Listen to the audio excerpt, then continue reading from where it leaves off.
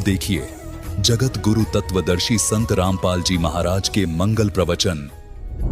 जगन्नाथ के मंदिर में और इस बात धोती वहां से उठकर बाहर आंगन में गिर गई और आकाशवाणी हमने सुनी कि जगन्नाथ तो वो कबीर नाम से बैठा है तो काशी के अंदर, तू यहाँ धक्के खाना ही ना लाग, तने शर्म नहीं आई, ले जा इस धोती को वहां उठाकर धर दे उसके चरणों में। अब राजा का पन लाग गया, रोई तो भगवान बैठे थे, हम मूर्ख हैं, हम पहचान नहीं सके। तो परमात्मा कहते हैं गुरु मानस कर जानते ते नर के ये अंध और हुए दुखी संसार में फिर अग गई उनके बंद।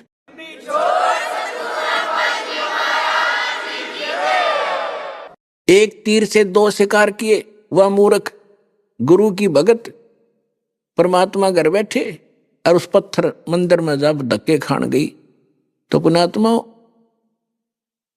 आपके लिए ये कहानी, ये कथाएं यथार्थ हैं और आपके लिए गाइडलाइन है इस भक्ति रूपी पौधे को सफल करने के लिए, इस भक्ति रूपी लाल को सफल करने के लिए। कबीर साहब कहते हैं गुरु मानुष कर जानते ही, वो तो खुद परमात्मा थे ही थे, इसमें तो कोई शक नहीं, जानो चाहे ना जानो तो भगवान ही थे।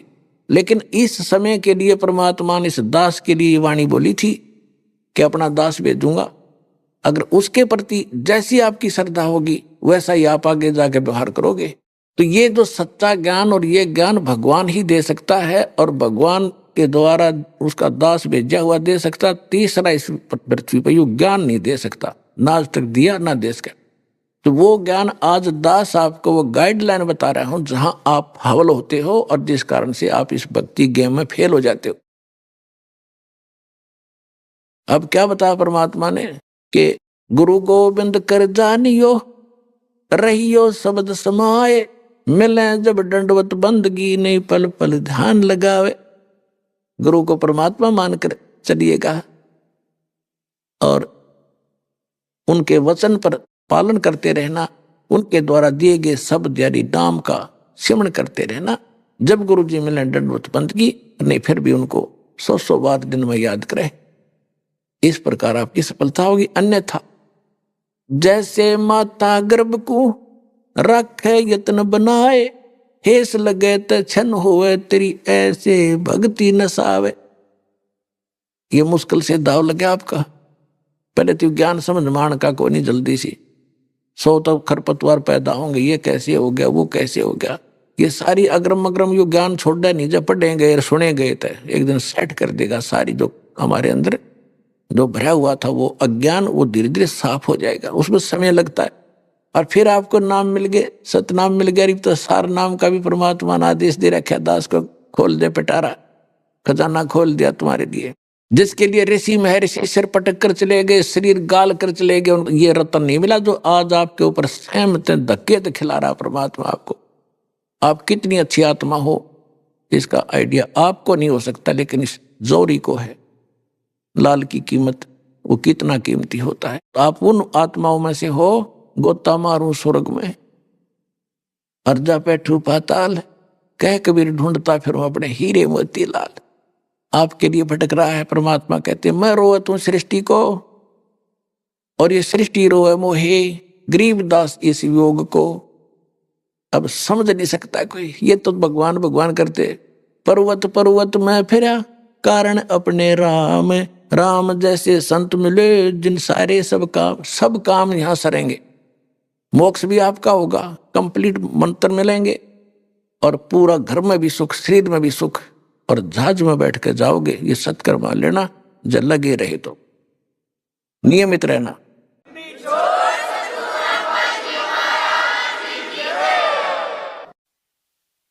परम पिता परमात्मा पूर्ण ब्रह्म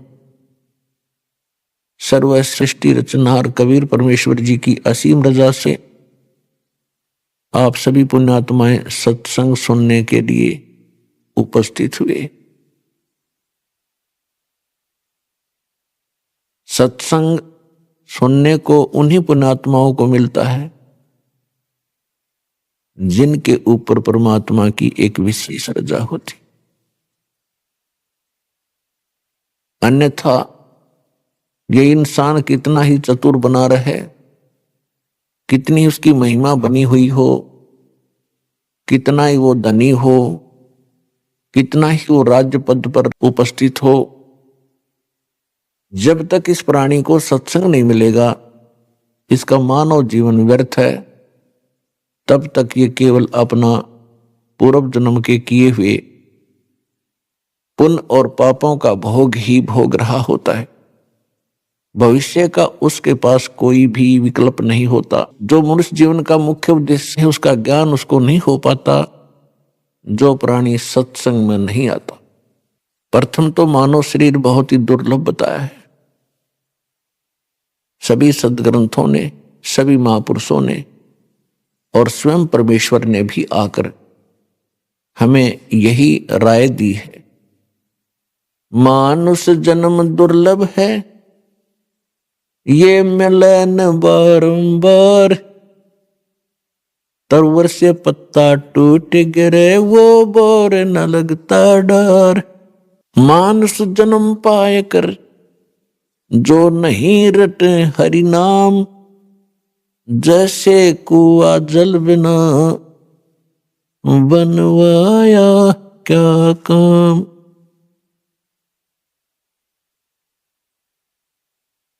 बिन उपदेश अचंभ है, ये क्यों जीवत हैं प्राण, भक्ति बिना कहाँ ठोर है, ये नर नाही पाषाण।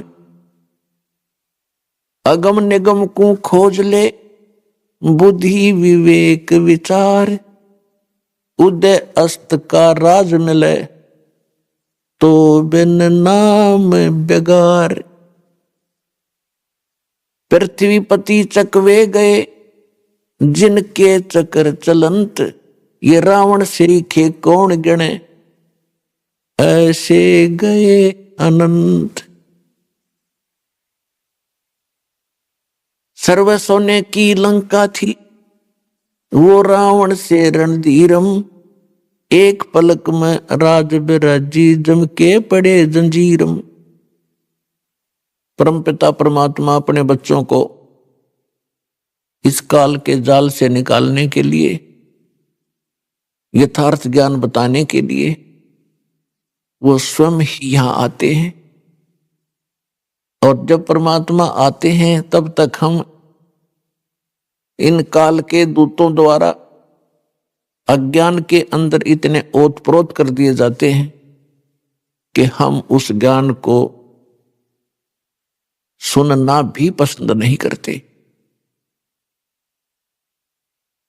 आज से 600 वर्ष पहले परमात्मा इस कलयुग में स्वयं आए थे, सन 1398 में, और सन 1518 तक 120 वर्ष कबीर परमेश्वर जी एक जुलाहे की भूमिका करके और साथ में ये तत्व ज्ञान प्रचार किया करते थे। उस समय परमात्मा हमें यही ज्ञान दिया करते थे कि तुम यहां के वासी नहीं हो। और वो परमात्मा जिन महापुरुषों को मिले हैं उनको भी यही ज्ञान दिया, उनको अपने से परिचित कराया। उनमें से कौन कौन वो महापुरुष हैं कलयुग के अंदर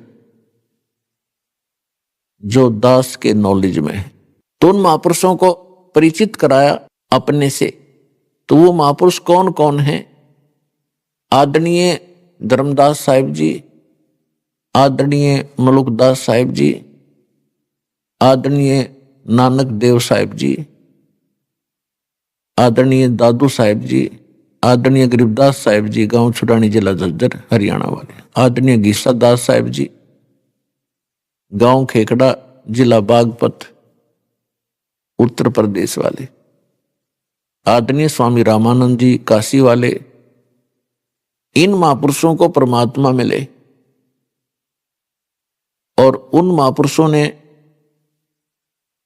भी परमात्मा से प्राप्त ज्ञान को हमारे को बताने की चेष्टा की, लेकिन हम नहीं समझ सके इसका कारण क्या था। जब परमात्मा आकर स्वयं 120 वर्ष तक हमें यही ज्ञान देते रहे, गली गली में जाकर, गांव गांव में प्रकट होकर, एक समय हजारों जगह प्रकट हो जाते थे भगवान, और वहां जाकर अपने बच्चों को ज्ञान सुनाते समझाते थे। अब परमात्मा के अंदर इतनी पावर है, हमारे बहुत से काम तो उनके दर्शन मात्र से ही सिद्ध होने लग जाते हैं। कुछ ऐसे उनकी वाणी मुख कमल से निकलती है, उससे हमारे बहुत से पाप नरम हो जाते हैं, कम हो जाते हैं, न्यून हो जाते हैं। और परमात्मा इसी उद्देश्य से यहां भटकते रहते हैं कि कभी तो इनको अकल आवेगी, कभी तो मुझे पहचानेंगे। अब तो इन्होंने काल की माया की भांग पी रखी है। ये भांग उतरेगी जब इनके समझ में आवेगी कि हम कहां पड़े हैं, हम क्या कर रहे हैं, हमने करना क्या चाहिए था। जैसे एक शराबी शराब पी के बाहर पड़ा था गंद में, कुर्डियों पे, कूड़ा करकट में, उसको उठाने की चेष्टा करते हैं, धूप के अंदर पड़ा था, पसीना आया हुआ, रेत लिपटा हुआ, उसको उठाने की चेष्टा करते हैं कि उठ ले भैया, यहां मत लेट, बहुत बुरा स्थान पर पड़ा है तू। तो वो कहता है छेड़ा मत, मौज हो रही है। तो वो दशा आज आपकी और हमारी है। हम अपने घर को छोड़कर यहां करोड़ियों पाके गिर गए, और यहां काल की भांग पी के हम इसमें मस्त हो गए, अब मौज हो रही है। यह मौज नाम की चीज नहीं, आपका भूल और ये नशा है।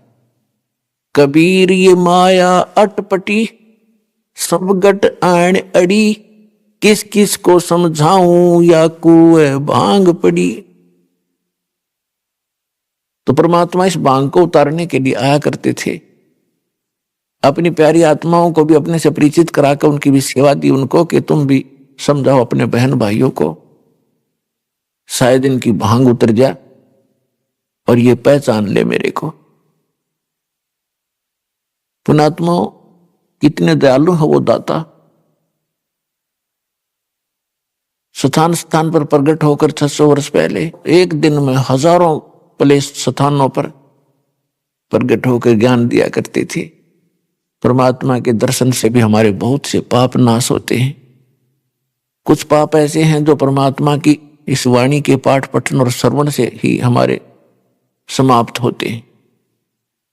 कुछ पाप ऐसे हैं जो नाम के सिमरन से ही कटा करते हैं। कुछ पाप ऐसे हैं जो प्रणाम करने से भी खत्म होते हैं। तो इस प्रकार हम युगों युगों से बहुत ज्यादा रोगग्रस्त हो गए हैं। हर प्रकार के पाप हमारे अंतःकरण में समाये हुए हैं। इनका नाश करने के लिए हमने ये सभी तरीके अपनाने पड़ेंगे। जैसे कोई कपड़ा मैला है, थोड़ा मैला है, या वैसे ही रेत लगा है तो झाड़ देने से भी वो ठीक हो जाता है। थोड़ी बहुत मिट्टी लगी है तो पानी से धो दो, साफ हो जाता है। कुछ अधिक मैला हो गया है तो साबुन प्रयोग करना पड़ेगा, तभी वो उज्जवल होगा। और भी कहीं दाग लगा है तो उसको ड्राई क्लीन ही करानी पड़ेगी। तो इस प्रकार इस सारे प्रोसेस को अपना कर तभी हम उस कपड़े को उज्जवल कर पाते हैं। ठीक इसी प्रकार हमारे अंतःकरण में युगों युगों के ये पाप जमा हो गए, अंतःकरण मलिन हो गया। इसकी सफाई के लिए हमने ये सभी तरीके अपनाने पड़ेंगे। कौन कौन से? 500 यज्ञ करनी पड़ेंगी। एक यज्ञ है धर्म की, दूजी यज्ञ है ध्यान, तीजी यज्ञ हवन की, चौथी यज्ञ प्रणाम, और यज्ञ 5वीं ज्ञान है। समझे कोई बिरला दास। ज्ञान यज्ञ है ये सत्संग स्वाध्याय जो हम किया करते थे पहले। कोई गीता जी का पाठ करता था, कोई जप जी का पाठ करते हैं, कोई वेदों के कुछ मंत्र लेकर उनको नित्य पठन पाठन करते हैं। और ये ज्ञान यज्ञ है।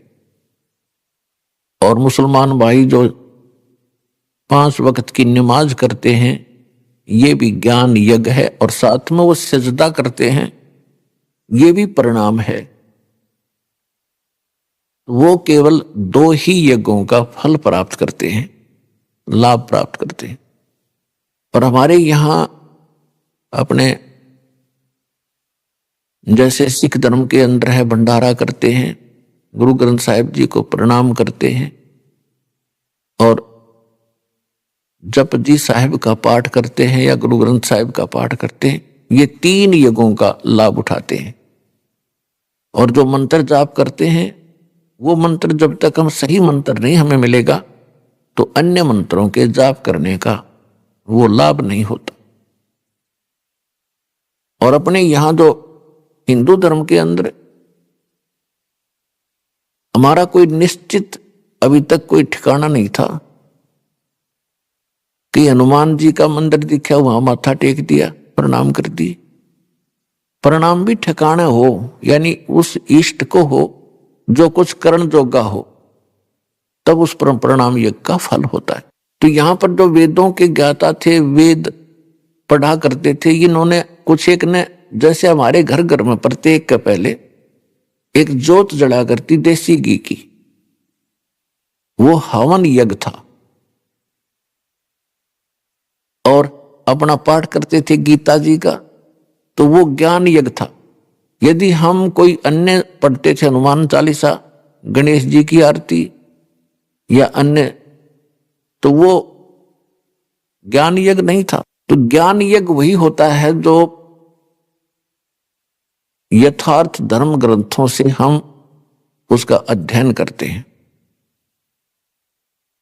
सब अध्याय करते हैं। तो यहां हमने 500 यज्ञ मिलती है। एक यज्ञ है धर्म की, जैसे आप देख रहे हो भंडारा चलता है भगवान का, सदा व्रत दिन रात चल रहा है। एक यज्ञ है धर्म की, दूसरी यज्ञ है ध्यान, यानी हम परमात्मा का चिंतन जो करते हैं उसकी याद बनी रहती है, वो हमारा ध्यान यज्ञ है। और तीसरी यज्ञ हवन की, यहां आप देखते हो ज्योति जलाई जाती है। एक समागम में यहां पर लगभग 8, जैसे अब के 8 क्विंटल घी का हवन होगा, 800 किलो। तो ये हवन यज्ञ है। पुण्यात्माओं, अभी तक हम भक्ति कर जरूर रहे थे पर रीस करा करते, भक्ति नहीं थी। परमात्मा कहते हैं, जिन हर जैसा सुमरिया ताको तैसा लाभ, ओसा प्यास न भाग ही जब तक दसे न आवे। जिन हर जैसा सुमरिया, जिन्होंने जैसी भक्ति या सेवा सिमरन यज्ञ धर्म किए, उनको उतना ही लाभ मिला। जैसे ओस के चाटने से प्यास नहीं बुझ सकती, जीभ गिल्ली हो सकती है बस। और जब लग दसे नहीं आब, जब लग गट गट 2-3 गिलास पानी नहीं पी लेगा, प्यासा व्यक्ति ओस चाटने से प्यास नहीं बुझे। अभी तक हम ओस चाट रहे थे और सतलोक आश्रम में आपको अब वो गिलास के गिलास पीने को मिल रहे हैं। आप इतनी भक्ति और धर्म कर रहे हो, अब आत्मा की युगों युगों की प्यास बुझेगी, आप भक्ति धन से परिपूर्ण हो जाओगे, आपके बच्चे सुखी होंगे, आपका शरीर स्वस्थ होगा, आपके हर प्रकार के संकट जो आपके ऊपर आने हैं वो नहीं आने देगा भगवान, उनको टालेगा। इसलिए भगवान की खोज करते हैं हम। लेकिन वो करेगा किसके लिए? परमात्मा उनके लिए करेगा जो समर्पित होंगे। और एक कबीर परमात्मा के अतिरिक्त आपके स्वप्न में भी किसी अन्य देवी देवता के बारे में ये इच्छा व्यक्त ना हो कि ये मुझे लाभ दे, मैं इससे कुछ मांगू, तब आपको ये लाभ मिलेगा। आप मंत्र करते हो इन्हीं देवताओं के, ये इनकी पूजा साधना नहीं, इनसे कोई डिमांड नहीं करनी, नहीं तो आपकी भक्ति हीन होनी शुरू हो जाएगी, क्योंकि आप पहले से इनके कर्जवान हो। और ये साधना मजदूरी करके जो प्रथम मंत्र आपको दिया, इनकी आप ऋण चुकाते रहो, इनसे कुछ मत मांगो। आप मांगो अपने समर्थ दाता से, कबीर भगवान से, और आपको वो अपने कोटे से देता रहेगा और उधर से आपका कर्ज उतरता रहेगा। तो उसको पति भरता कहते हैं, जो अपने पति के अतिरिक्त अन्य किसी पुरुष की इच्छा सपने में ना करे। बाकी ये नहीं कि किसी पुरुषों से नफरत करे पतिव्रता, नहीं, आदर सबका करती है, लेकिन जो पति वाली भावना उसकी पति के अतिरिक्त दूसरे में हो ही नहीं सकती, तो उसको पति भरता कहते। तो यहां परमात्मा कहते हैं, जब आप जी मेरे प्रति उस पति भरता पद पर आ जाओगे, फिर आपके पाप कर्म रूपी कोई कांटा आपको हानि नहीं कर पाओगा। क्या बताते हैं, जैसे पतिव्रता जमी पर जो जो धर है पांव, समर्थ झाड़ू देत है ना काटा लग जावे। आदरणीय गरीबदास साहिब जी अपने समर्थ परमात्मा कबीर जी की महिमा किस प्रकार सुनाते हैं कि जिस समय आप परमात्मा पर इतने आश्रित हो जाओगे और कबीर भगवान के अतिरिक्त आपको कोई परमात्मा दिखाई नहीं देगा जो आपका संकट निवारण कर दे। वैसे तो सच्चाई भी यही है, लेकिन आपका कद समझ में आवेगी, वो उसके लिए कहा है। तो उसके लिए बताते हैं, जैसे पतिव्रता जमी पर जो जो धर है पांव, यानी वो पुण्यात्मा समर्पित कबीर भगवान पे और सच्चे इस नाम का जाप करते हुए अपने जीवन रूपी सफर में जब वो चलती है, समर्थ कबीर परमात्मा आपके जीवन के सफर में उन सभी कांटों को पहले निकालना, बहारना शुरू कर देता है जो पाप के कारण आपको हानि करने वाले थे, ताकि मेरी प्यारी आत्मा को वो पाप रूपी कांटा कोई हानि ना करते ही समर्थ झाड़ू देत है ना कांटा लग जाए। तो यहां इस सतलोक आश्रम में आपको वो पांचों यज्ञ प्राप्त होती हैं। एक यज्ञ है धर्म की, आप यहां भंडारा चलता है। पुण्यात्मा पुराने समय में हम सुना करते थे, क्योंकि पहले लोग इतने अपराधी नहीं बने थे जिसे हम आज बन गए। हम शिक्षित हो। अब जैसे दास ने एक प्रश्न और सुना था कि आज तक हम परमात्मा को क्यों नहीं समझ सके, क्यों नहीं पहचान सके, क्योंकि हम अशिक्षित रहे, और अशिक्षित होने के कारण हम उन्हीं लोगों को महत्व देते रहे जो संस्कृत बोला करते, और घनी ज्यादा स्पीड से जो बोल देता तो हम सोचे ही तो भगवान उतर गया, और इसने वेदों को सही जाना, गीता जी को, तो उसकी बात को हमने फाइनल मान लिया कि विद्वान पुरुष है, इन्होंने वेदों और गीता पुराणों को पढ़ा है, ये जो बता रहा सही है। और परमात्मा आया करते, वो आपकी भाषा में बोला करते, सिंपल लैंग्वेज में, और वो हमारे समझ में नहीं आई। ये तो कबीर है, धानक है, जुलाहा है, शूद्र है, ये वेद गीता को पढ़ नहीं सकता, क्योंकि ब्राह्मण लोग ही वेद और गीता और सदग्रंथों को और संस्कृत के पढ़ने के अधिकारी थे वो उस समय। तो परमात्मा नहीं चाहता था हमें शिक्षित बनाना। क्यों नहीं चाहते थे? क्योंकि इसमें सबसे ज्यादा दोष है शिक्षा के अंदर। क्या दोष आ गया? हम छोटी मोटी नौकरियां प्राप्त कर ली, छोटे मोटे पद प्राप्त हो गए, बड़े से छोटे बड़े कोई पद प्राप्त हुए, अहंकारी हो गए, अप टू डेट अफलातून बनकर चालें। हम भूल गए भगवान को, साइंटिस्ट बन के हम परमात्मा से दूर हो गए, डॉक्टर बन गए, कहते मैं दवाई देता हूं, औषधि देता हूं, इससे ठीक होते। पुण्यात्मा, परमात्मा ने ये विष आपको अब खिलाना अनिवार्य समझा था, नहीं तो पहले भी शिक्षित कर देते, आपको क्या दिक्कत थी। लेकिन आपके अंदर से भगवान दूर हो जाता। अब ये 5505 वर्ष वाला समय आ गया। 1997 में कलयुग 5505 बीत गया, और उसके बाद आप देख रहे हो ये वैज्ञानिक तरक्की, मोबाइल फोन नहीं थे पहले, ये मोबाइल फोन बनवाए, टेलीविजन नहीं थे, ये जो आजकल जैसे इलेक्ट्रॉनिक मीडिया इतना ज्यादा बनवा दिया, इंटरनेट, यूट्यूब, इतना तहलका मचवा दिया दाता ने। पहले तो इसमें बकवाद भर रखी है इस यूट्यूब और इन वेबसाइटों पर, अब इसके अंदर परमात्मा का ज्ञान भरा जाओगा।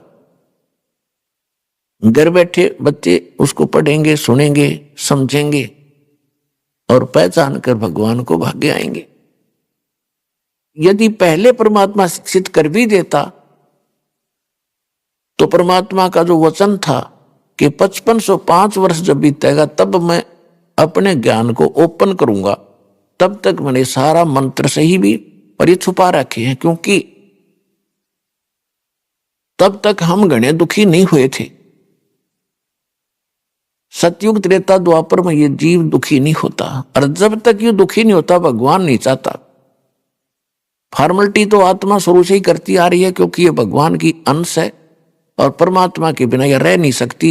उसके लिए काल ने बहुत बड़ा जुगाड़ जोड़ रखा है। इसके लिए नरे ठग संत बैठा दिए, जगह जगह पर पता नहीं कितने प्रकार के ये और धाम बनवा दिए। इसने भक्ति करने की इच्छा होती है तो वहां धक्के खाती रहे, और कर्म खूब बिगड़वा दिए। सारा दिन एक रोटी के लिए ना जाने कितने झूठ बोल के, कितने पाप करके ये जीव विश्राम लेता है, और पुण्य कोई बन नहीं पाता, क्योंकि शास्त्र अनुकूल साधना बिना हमारा धर्म नहीं उभर सकता, हमारा पुण्य नहीं हो सकता, हमारे शुभ संस्कार बन नहीं सकते। अभी आपने सुने संत रामपाल जी महाराज के मंगल प्रवचन।